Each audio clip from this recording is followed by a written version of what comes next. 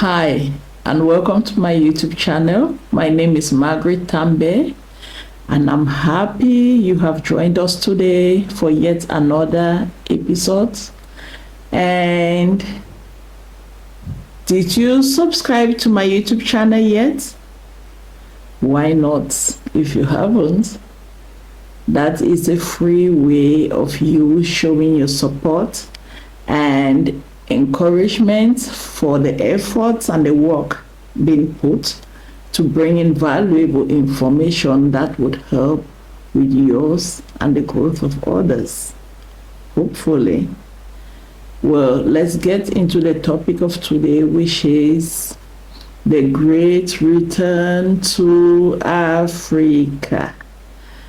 If at this point you haven't realized that the status quo, as we have always known it, is never going to exist again like that, and that in a few years to come, and I hope in my lifetime, I think in my lifetime, the status quo is going to change dramatically, and immigration is going to change directions, all roads leading to the promised land, all roads leading to where the gems are, which is Africa. And you're African, and you haven't caught the wind yet, you haven't had that revelation yet, I'm bringing it to you. It's food for thought. Look around you, check other videos, find out information, listen to experts. It is going to happen. It used to be sooner or later. I think it's going to be sooner. So we have to start thinking of going back home and get over with the exile, okay? And I returned back home for what I thought was for good in 2016, okay? And I was back home for 2.5 years, and I traveled again, basically mostly because of the civil unrest that took handle and was greatly affecting the school system. But I'm planning on returning again, hopefully sooner than later. And what I'm about to share in this video is not heresies, it's not speculations, it's coming from my experiences, okay, from the first time that I returned, and also how I'm preparing to go back for a second and final time, this time by the grace of God. So there is a way to return, because if we do things haphazardly, most times there are a lot of loose ends that needed to be tied and they haven't been tied, and a lot of times things fall through, and then we realize that we weren't as prepared as before. And I wish I had had somebody again who had done something like this that I came over before I returned the very first time, because I went as a blank slate and I learned from scratch from the experiences, and then now I'm able to compile this list and bring it forward to you, hoping that is going to facilitate your own process of returning back to the motherland. Africa. Very first item that I want for us to consider when you're preparing for your great return back home, back to the motherland, is you have to set a date. As they say it, a goal without a date of accomplishment, of achievement, is just a dream. You have to set a date, okay? Because everything you plan financially, psychologically, socially, The efforts you invest and everything are driven by your timeline. I remember years ago, like the last year in 2016, before I left the US, I was talking to a colleague from Jamaican, and I told him my plans, how I had been planning. This is the 5th year and it's finally going to happen. And he said, oh, I don't plan things, because when you plan things, the devil gets into it. And I was so shocked. I told him, I said, that's wrong. And when I went home, I was thinking, I said, now I understand why he is in the shoes that he is in, because he's living haphazardly. I am yet to see something that I have planned and put my heart to it and committed it in my prayers that has not come to pass. Even though things fall apart, things are happening, and you see like it's going to take you off the trail, eventually it comes to pass. I'm avoiding to use the word manifest, because I'm not of that belief.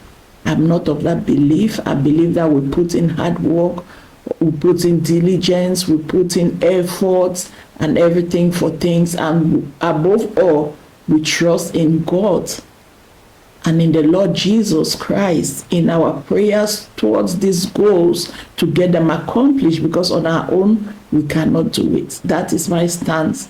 That is what I believe 100%. So set a date, make your plans. The devil is not stronger than God is. And there is nothing like, oh, the devil will tear it apart. He is not that strong.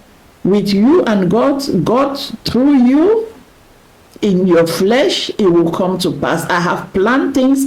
I have written them down, pieces of paper here and there. It goes from the main objective, the date set, and then it trickles down to the months, the years, the months, every month, even before I'm paid.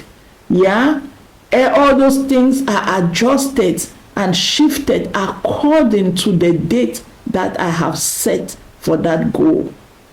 So the very first thing you have to do to plan your imminent, hopefully unavoidable return will be to set a date. If not, it's just a dream. Okay? All right. The second thing that you would do to help you return back home would be to live in the foreign lands as if you are a stranger. Pardon me for using the word as if, because in effect, whether you're aware of it or not, you are a stranger there. Even if the people around you are not reminding you by their words or indirect ways of behaving around you of a fact, and in your bones of bones, you are aware that you are a visitor there. That land is not your land. So live as if you are a visitor. Invest, buy houses. It's a way to get some funds rolling. It's an investment. Drive a good car. If your plan is to live after 25, 30 years, you don't want to chaff for all those years, do what you can do, but do it in moderation with your set goal in mind. Don't do it as if this is the all of all. Don't live your life as if this is the amen. Don't live your life as if where you are right now on a foreign land abroad is home. It is not home. So live your life as if you are a visitor.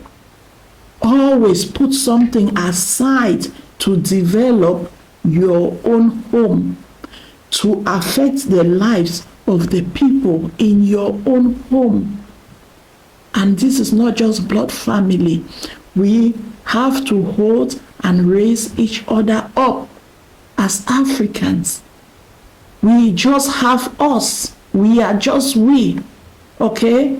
Granted, there are exceptions to every rule. There are a few Caucasians, Europeans that have their emotion, their morals, their psychological being have seen the light.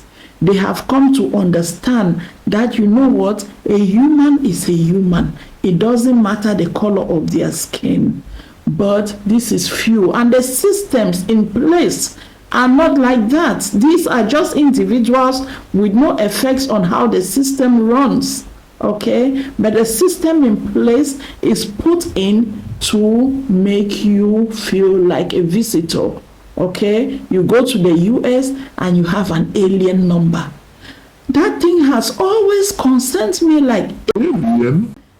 You know how we talk about aliens? I know the definition of alien in the dictionary is kind of consoling, because I checked it. It's just like something foreign, something strange. Are you serious? They come to Africa and live there and open businesses with a lot of advantages we don't have, and we don't give them alien numbers. Why? Why don't we give them alien numbers? And the minute you land on their country, you have an alien number. You are an alien. Like, they don't know who you are. You are strange. You are a strange being, and you're on their land. And they number you. Okay? And everything you need to do, you go about with a number. A strange human number. Why is this okay? Again, all these things is to show us that we are visitors. We are foreign to them. Like they don't understand us or something. So live as if you're a visitor. Live like a visitor, because indeed you are a visitor. Okay? All right. Now, the third thing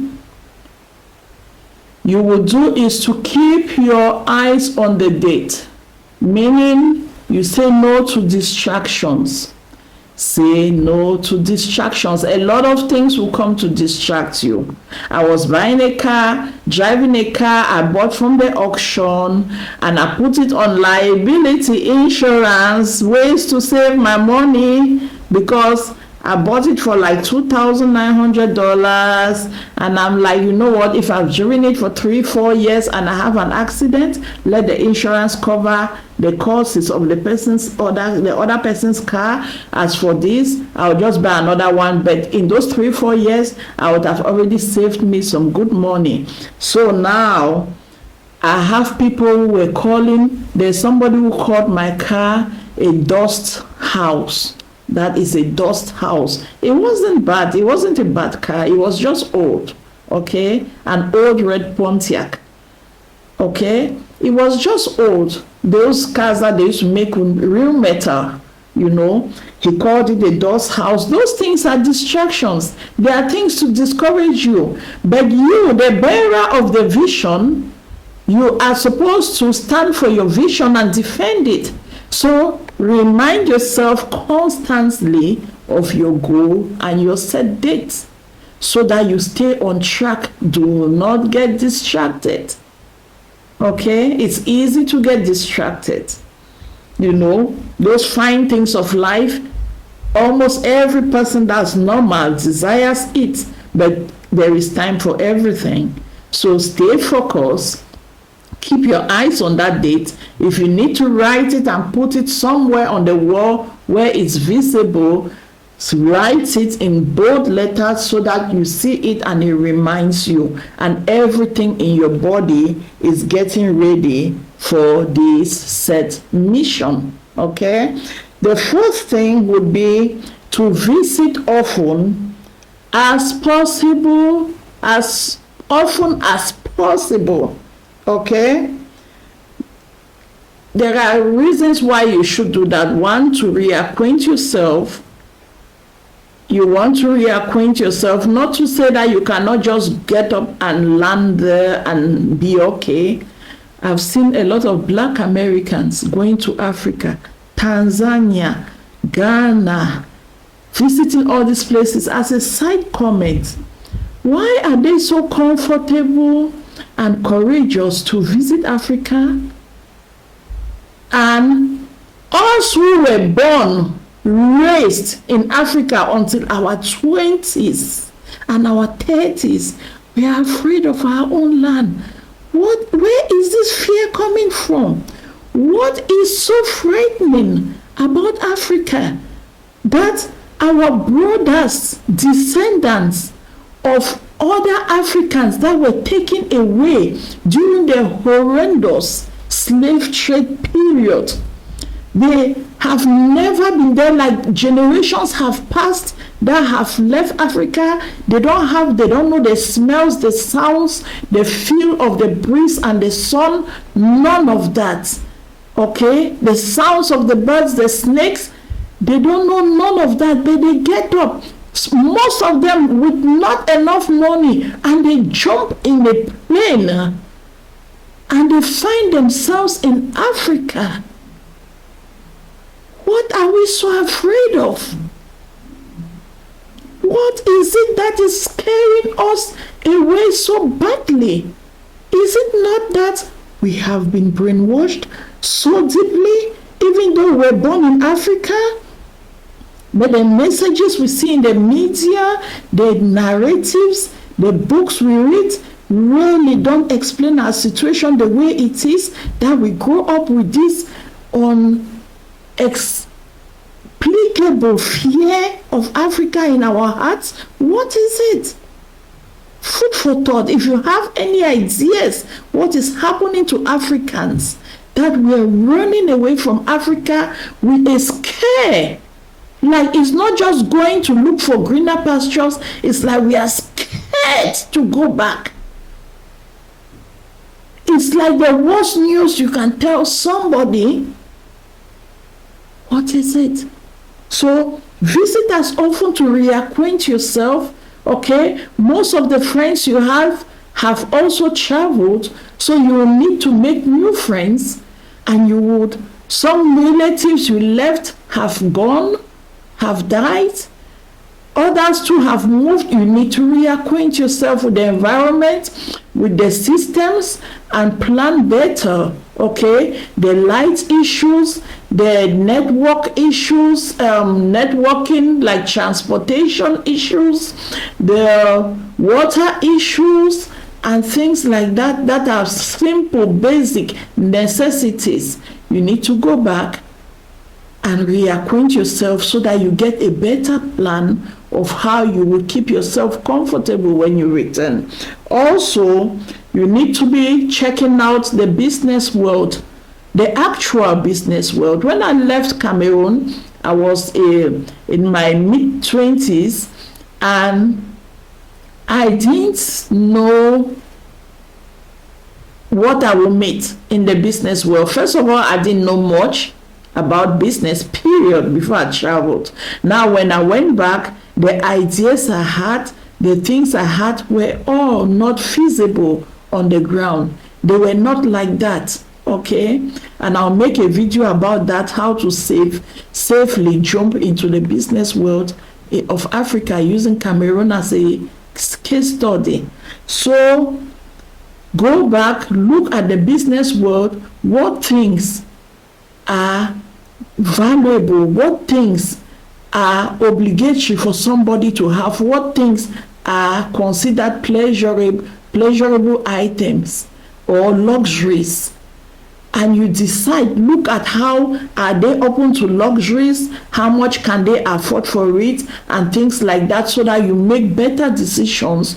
Are you going to open a service industry to employ people? Are you going to deal in goods? Are you going to deal in farming, like those type of things? Are you going to join the minerals sector, mining, petroleum, and things like? You have to look at the different sectors of your area of choice of return, and you go see what is happening on the ground, observe a lot, That is why it's important to travel frequently and come back, compile a list, the data, be truthful as you set down your data, okay? Because change is very slow. What you see on the ground is not going to change much in the next 5 years as concerning consumerism, okay?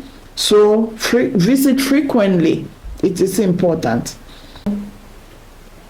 So for the 5th point of what you should do before you return back home for your great return, you have to decide those things that are pivotal for your transition or your comfortable living, or items that are indispensable for your business ideas that you plan to do.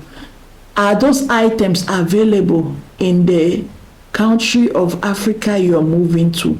Are those items available there? Are they things that can be gotten? Because we have a lot of merchants who go to Dubai, who go to Turkey, and they bring things. Some of them go to China. Is it available, readily available and affordable, more affordable for you to buy those things there from these merchants?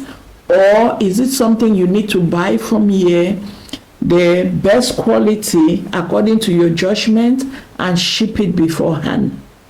You have to make a list of those things that you have to get, include it in your budgeting, buy them, ship them, and then you are sure that you have the basic things that you need, indispensable things that you need to keep you comfortable, so that you don't stay there and be thinking of, oh, if I was here, I would have had this to do this, okay? So make you that list. It is important. It's not everything we have here as facilities that are yet available in some, especially some countries in Africa. Maybe I'll take South Africa off that list. I'll probably take Nigeria off that list, because they just like way open and advanced more than the other African countries, okay? So look into that. What are those things you need to start shipping gradually to reduce the burden on your shoulders, okay? All set on your date of return. Now, the last thing that I'm going to say is you should